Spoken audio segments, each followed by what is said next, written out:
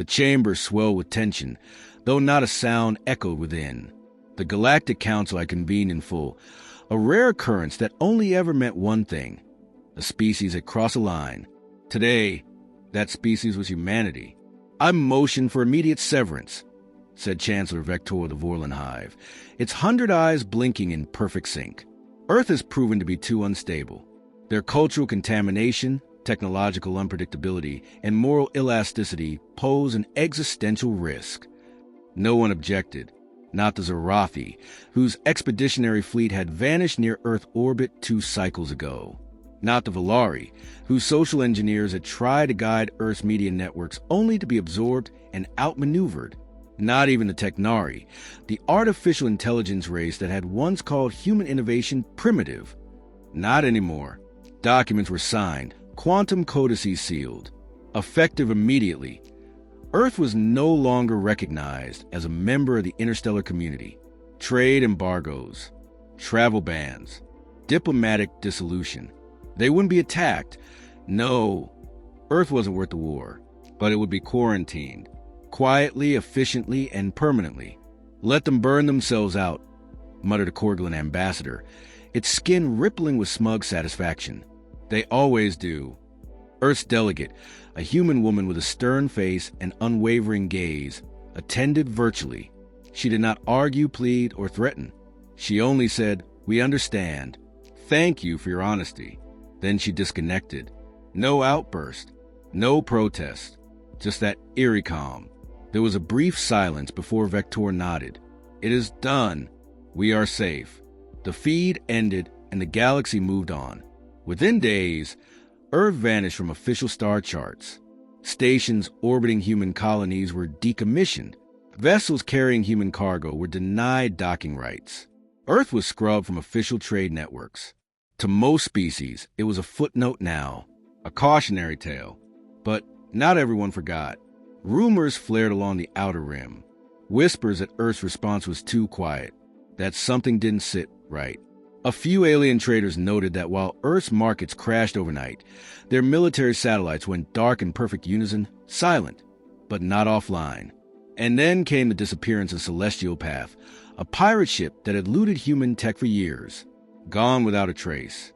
Last message. Static and a flash of coordinated, rhythmic pulses, binary. Some said it was a countdown. Still, most laughed. Humans have always been dramatic. A Valari commentator said on Galactic networks, "They'll collapse without attention." Weeks passed, then months. In the shadows, a deeper story unfolded. High above the dark side of the moon, buried under adaptive cloaking, Earth's top leaders gathered, not politicians but minds. Thinkers, engineers, tacticians, hackers, biosynth architects, quantum physicists, military outcasts, rogue AIs, people the Council never noticed, people the Council always feared. "The Council's cut us off," said one. "They think they've neutralized us." "Good. No more diplomacy," said another. "No more filters. It's time." This was the birth of Project Eidolon, a decentralized global initiative without flags, without borders, without bureaucracy. Its goal was not war, not vengeance. Its goal was clarity. The Earth had been underestimated. Always, over centuries, humans had endured annihilation-level threats. Climate collapse, nuclear standoffs, global plagues, economic crashes. Each time they survived, adapted, evolved. Where other species sought stasis, humans embraced chaos. They didn't just endure entropy, they mined it for fuel. And now, freed from diplomatic oversight, with nothing left to lose, Earth stopped asking permission. In subterranean labs, artificial gravity was rewritten. In orbital silos, fusion engines were perfected without concern for intergalactic treaties. On Mars, forgotten terraforming protocols were rebooted with brutal efficiency. Even Earth's criminal networks were folded in smugglers, pirates, data phantoms. Not arrested, recruited. Humanity would not waste potential just because it made the Council uncomfortable. "We don't retaliate," said the Eidolon directive. "We transcend." News never reached the Council. Their censors were too outdated. their observers too cautious, their assumptions too rooted in the past. But the outer colonies noticed. The mining station on Asker 9, long abandoned, suddenly lit up again, systems fully restored, generators outputting power levels beyond anything on the Council registry. A single message was found etched into its control panel, written in every known language. You left us. We evolved. And then it happened again. And again. Derelict stations, abandoned vessels, long-lost relays, all touched by Earth's invisible hand. Repaired, upgraded, transformed. No credit claimed. No flags raised. The Council called it a virus. Some rogue AI, they claimed. A glitch. But deep down, a few began to wonder, what if it's not a glitch? What if Earth never stopped? What if it never even stumbled? Back on Earth, new models of self-replicating nanotech bloomed under the sea, reconstructing damaged ecosystems in hours. Neural link prototypes connected human minds across continents without latency. AI co-pilots volunteer for combat testing, fully sentient, legally unbound, and fiercely loyal. The humans weren't preparing for war. They were preparing to leave the Council behind, not out of spite, but because they no longer needed it. The day the final embargo was enforced, Earth's quantum network activated its final layer. Encrypted frequencies wrapped the planet in a shell of information that no Council probe could pierce.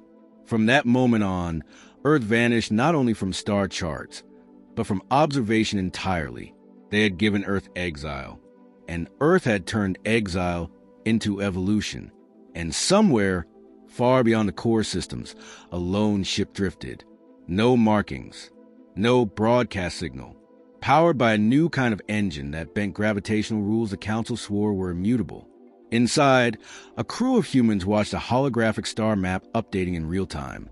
One of them leaned forward and whispered, "They think they ended us." A pause. "Let's show them what that mistake looks like." And the ship disappeared into a blur of fractured light. The galaxy relaxed. With Earth banned and isolated, the Council's broadcast shifted focus. Peace was declared restored. Alien economies rebounded without Earth's erratic markets.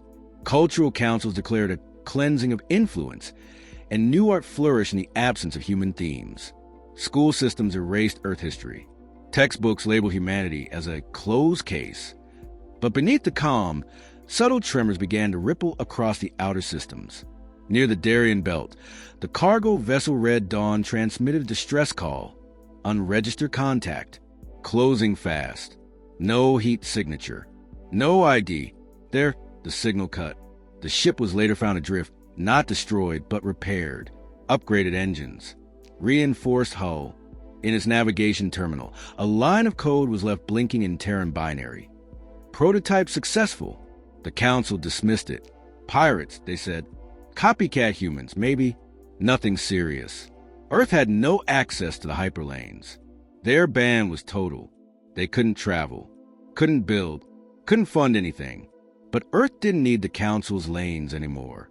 On the planet's surface, invisible to orbital scans, Earth had constructed the first independent gravitic tunnel system, a silent corridor folding space not around known wormholes, but through dimensional slip layers the Council still called theoretical. Where the Council measured progress in millennia, humans calculated it in weeks. They'd stopped asking how. They asked why not. Inside the Eidolon complex, spread across Mars, the Moon, Antarctica, and floating platforms over the Pacific, Earth was no longer one species. It had become a network. Borders no longer mattered. Languages blended. Currency faded. All channels routed through Eidolon's central directive. One language mattered now. Results. Failed experiment. Recycled. Rogue AI. Given rights.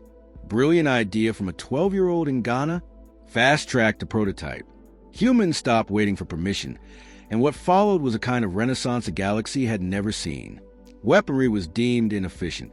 Instead, Earth engineered disruption systems, devices that unraveled the physical coherence of enemy ships without firing a shot.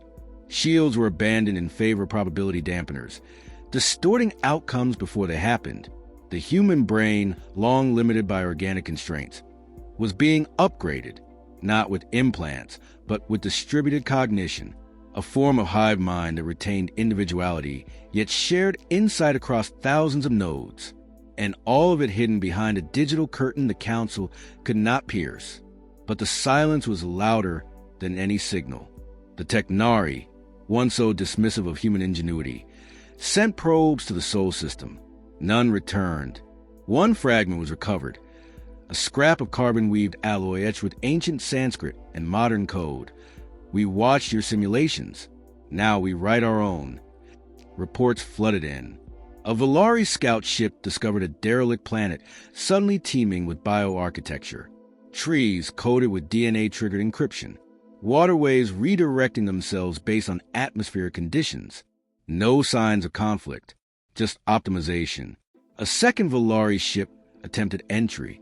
It was stopped not by weapons, but by a projection. A human girl appeared on their view screen. She said, "You weren't invited. Leave. Learn. Return evolved." And then the ship was gently pushed out of orbit. Not damaged, just moved. Council leadership convened in panic. They had expected riots, collapse, isolationism. Instead, they were seeing flawless execution. Why aren't they angry? One ambassador demanded. "Because they don't care about us anymore," replied a younger delegate quietly. But that wasn't quite true. Earth did care, just not in the way the Council understood. They didn't want revenge. They wanted relevance. To rewrite their place in the galaxy, not as members of the Council, but as authors of the next phase of galactic evolution. From abandoned Council outposts to forgotten moons, humanity left markers. Not claims, not flags, demonstrations. Anti-gravity fields reshaping terrain. Sentient fauna created to maintain eco-balance. AI tutors teaching alien children from afar. No ships invaded. No threats were issued. But the message was clear. We remember who we are. Do you? Then came the turning point. A Council military outpost on Harnax for detected an incoming object. Small, fast, unpowered, gliding through void space. It shouldn't have been able to move at all. They intercepted it. Inside was no weapon, no message, just a single book, printed on paper, a material not used by the Council for over 10,000 years. It was a complete translated copy of Sun Tzu's The Art of War, annotated in over 300 languages. Below the title page, "We don't wish to use this, but we still remember how." It wasn't a threat. It was a reminder. The book was analyzed, dissected, dismissed publicly as a provocation. But secretly, Council commanders began rereading it. Because in the quiet, in the vacuum of Earth's absence, something had shifted. The younger species began asking questions. Why had Earth been banned? Who really decided? What were they afraid of? An information leak spread across the galactic underground. Clips of human innovation, cultural resilience, medical advancements, and war stories too profound to ignore. Legends of Earth began circulating, not as myths, but as inspiration. In a hidden communications net, humans didn't respond with recruitment. They responded with open blueprints. Want to improve your medicine? Here's a free cure database. Need new power tech? Here's a schematic for a zero-point engine, patent-free. No trade, no treaties, just access. And through it all, Earth said nothing. They let the silence speak.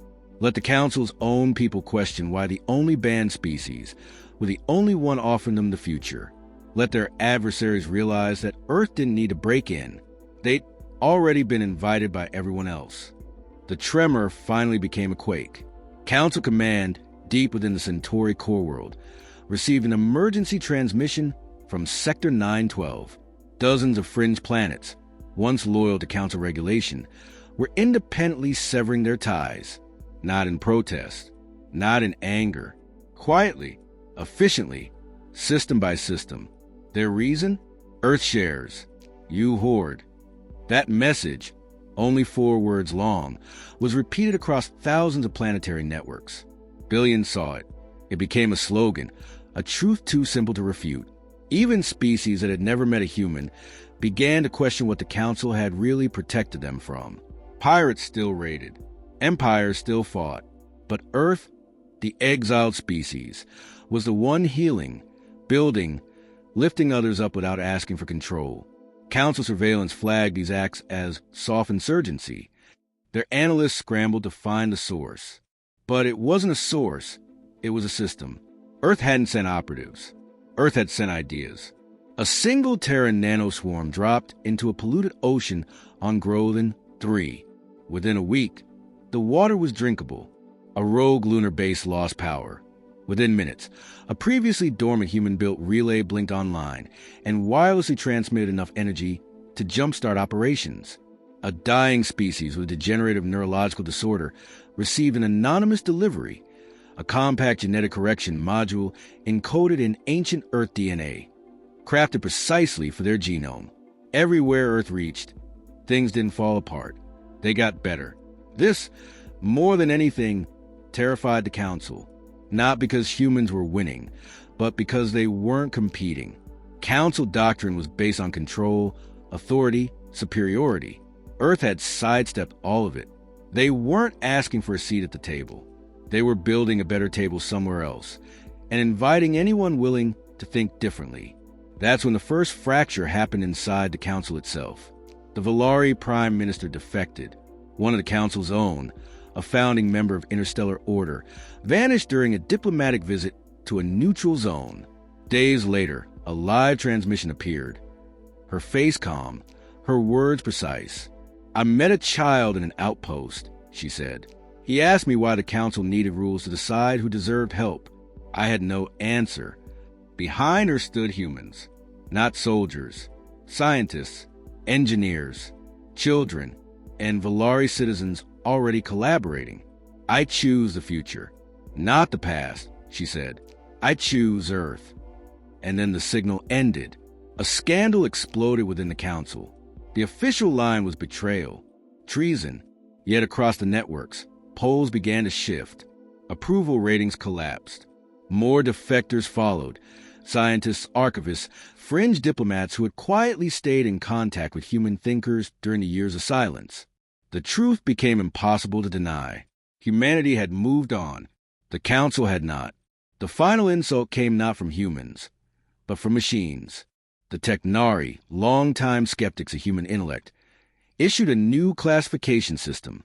After extensive observation of Earth's decentralized AI cooperative, an emergent system known as the fractal mind, they made an unprecedented announcement.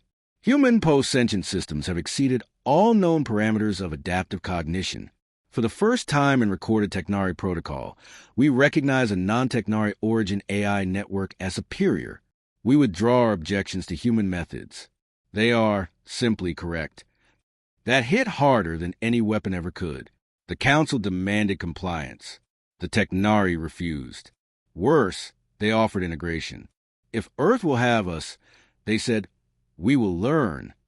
The tide had turned, and Earth still hadn't fired a single shot. Back on the far side of Luna Station, Idolin's central cluster processed a shift. Humans observed it not with glee, but with precision. Algorithms confirmed what instinct already knew. The Council was collapsing, not from assault, but from obsolescence.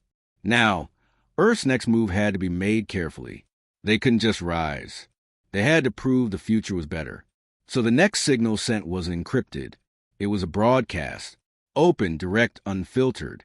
It echoed across all frequencies, in every major galactic language. A single human voice, augmented for clarity. We were banned, not because we threatened war, but because we refused stagnation. You feared what we might become.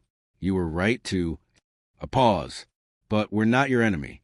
We never were. The future isn't decided by votes in hidden chambers or councils obsessed with hierarchy. It's shaped by those willing to act, to risk, to change. Then came the offer. Join us. Learn. Share. Or watch as history forgets you. No threats. No ultimatums. Just truth. That was the moment the Council ceased to matter. Not because it was overthrown. Not because it was destroyed. Because it was irrelevant. Outposts stopped answering to Central Command. Supply chains rerouted themselves via Earth's shared networks. Medical ships, once Council-regulated, now operated under Idolin's care. Even species once hostile to humans, Korglan mercenaries, Zarathi raiders, quietly began requesting Earth tech, not weapons, water purification, shielding, fusion regulators, language processors. Earth gave it to them. Freely, open source. Because Earth didn't want control. They wanted impact. And that made them unstoppable. By the time the Council realized it, their own citizens had begun using Terran systems to vote on planetary policies, to share knowledge, to bypass outdated laws. Governance had become decentralized. Democracy wasn't Earth's gift. It was their virus, one the Council had no immunity for. And still, Earth remained silent, patient, focused, because the next phase wasn't conquest. It was ignition. The ignition began without spectacle. No parades, no declarations, just a quiet pulse across the void, something new going online, deep in the void between galaxies, where no hyperlane reached and no Council scan could penetrate.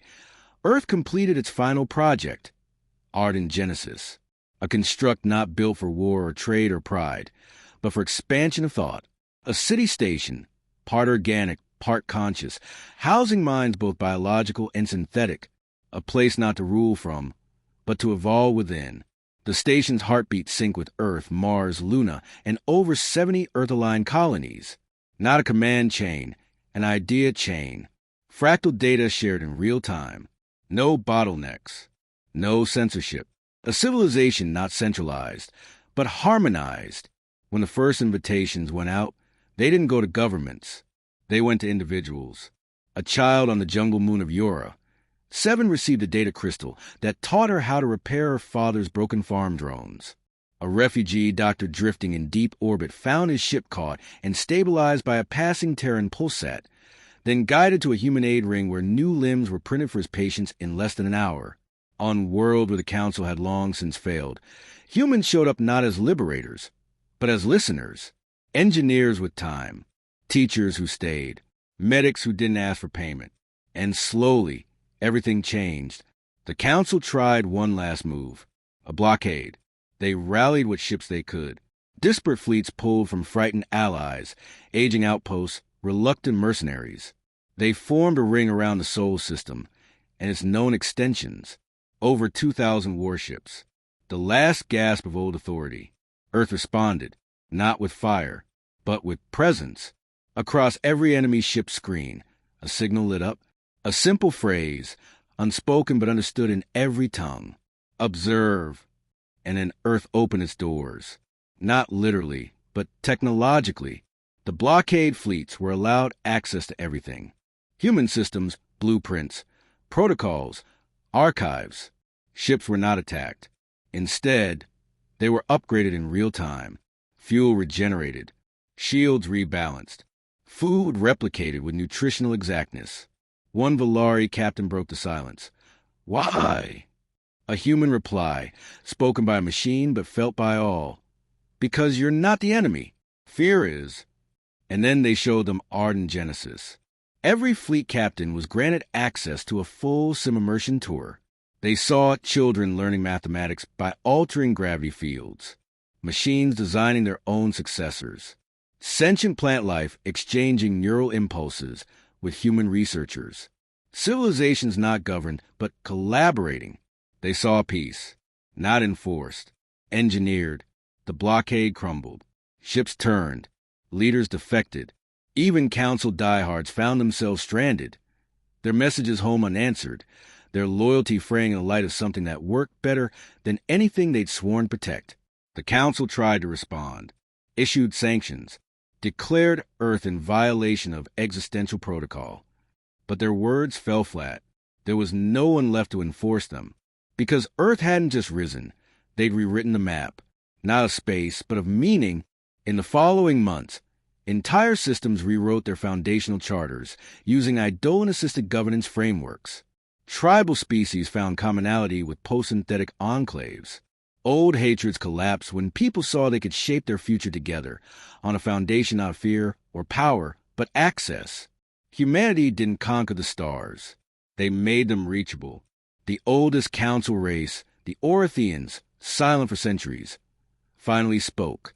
Their emissary, cloaked in golden light, and known for never addressing lesser species, transmitted one phrase galaxy-wide: "We fear the wrong species. We now follow."